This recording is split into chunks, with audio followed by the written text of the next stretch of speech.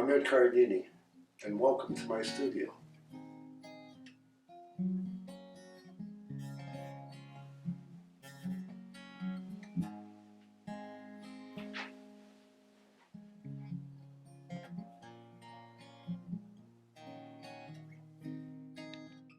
I like working on several paintings at a time. This easel is for smaller paintings. The door with the pastels taped on it is a closet, and the door to the right is a bathroom. Very convenient for cleaning up my brushes and washing my hands. Because I wash my hands a lot when I do pastels, since I use my fingers primarily for blending. Here is my large easel, which can hold a canvas 11 feet tall. I myself have never painted a picture that large. About 68 inches is the largest painting I've ever done on this easel. I don't work large too often because of the cost, and of course if it's not a commission, then there's storage involved as well.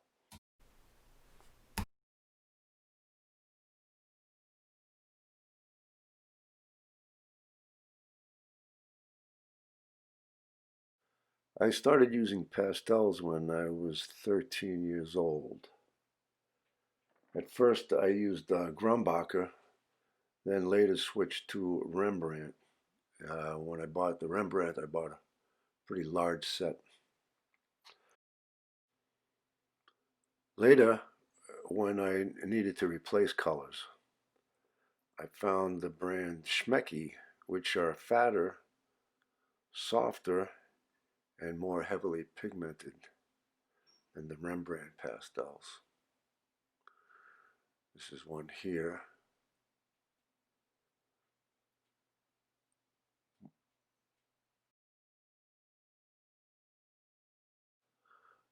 You can see here that the Schmecky is quite a bit fatter than the Rembrandt. More recently, I've tried some hand-rolled pastels. This particular brand here is Unison Pastels. They're made in England. They cost just over $5 a piece. They're very rich in color and have very good adhesion. Heavily pigmented. These here are the Diane Townsend pastels. This is a dark set of iridescent soft pastels.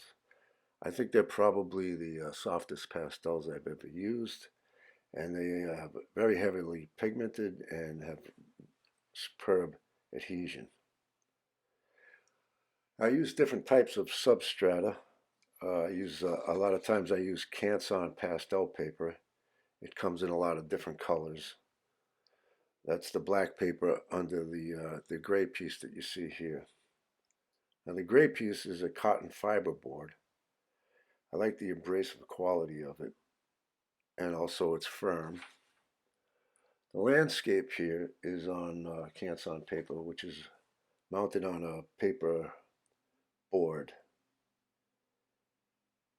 When I do night scenes, I start with a dark color paper, gray or black, maybe blue. And I like a stiff backing on the paper so I can work on an easel if I choose to. For this pastel, I used gray and white iridescent to create the fog effect in this night scene. I know many people prefer painting in acrylics these days. I begin with oil paints and still prefer them. I often paint wet on wet and sometimes mix my colors directly on the canvas. Oils work much better for this type of painting. Here is a painting I was working on in May. I use several brands of paint.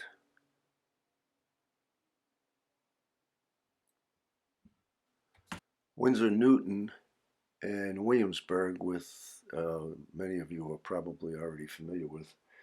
And I also use Vasari paints. They're made by a small company in Brooklyn.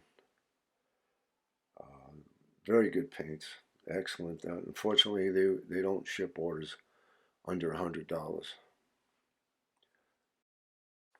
Gamblin is an American company. I don't care much for their paints, but they make excellent mediums, which are for the most part low VOC, as well as solvent-free mediums and water-based varnishes that can be used on oils or acrylics. I use Neomeglip, which is a contemporary version of MARV.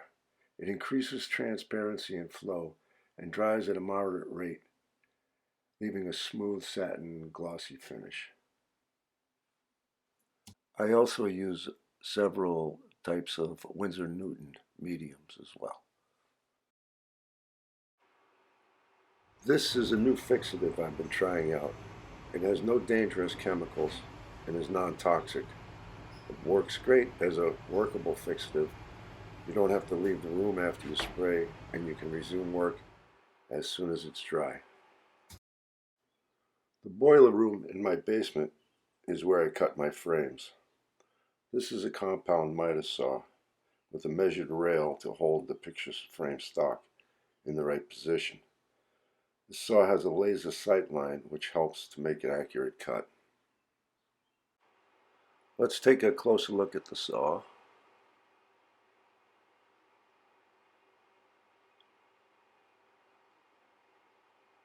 You can see the fence better here.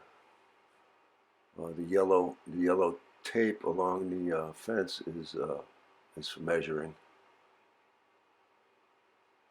It displays a 45-degree angle.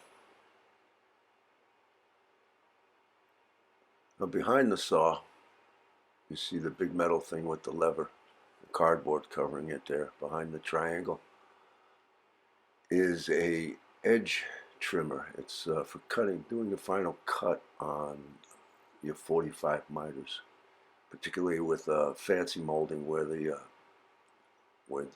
joint has to be very tight.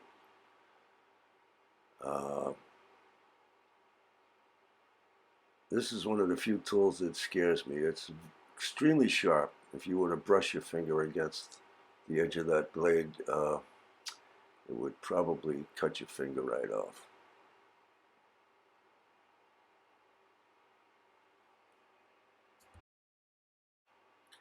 Here in another section of the basement, I varnish, cut my mats, and assemble frames on this table. Here's the mat cutter. It's a Logan 750 model. I looked it up earlier today, and it's actually cheaper now than it was when I purchased it.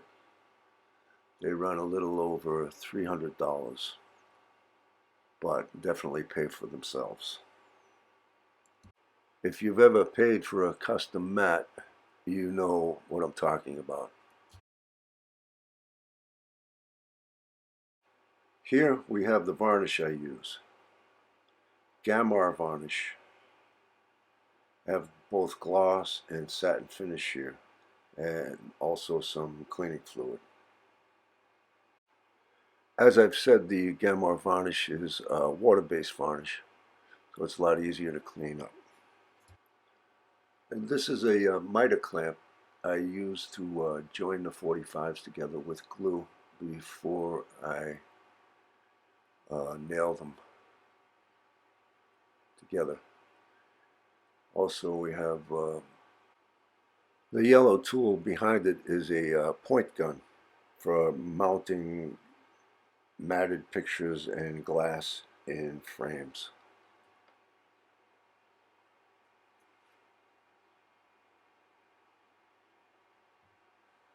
I also use the linen tape to finish off the back of the pictures.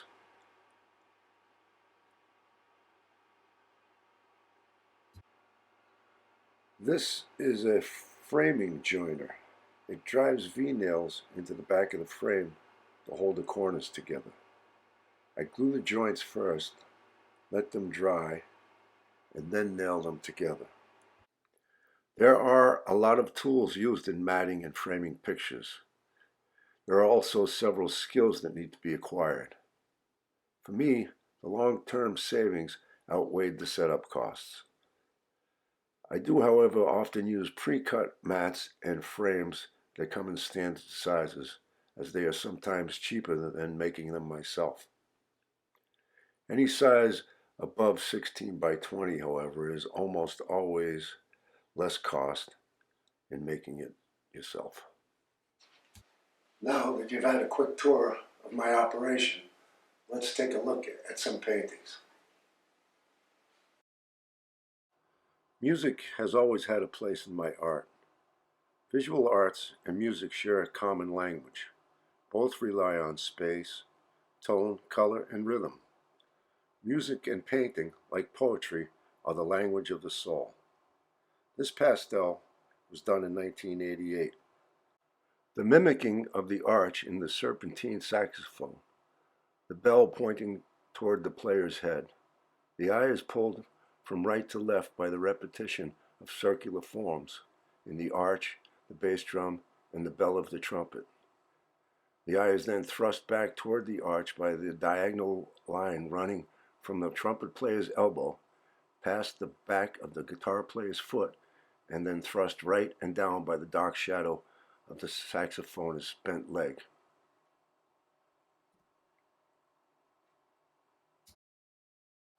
In the next pastel, done in 2017, I am attempting to convey the rhythmic unity underlying improvisation. The loose, melodic interpretation of the song's chord progression. The clock on the wall with jumbled numbers represents the altered perception of time's passing when fully engaged in the artistic process.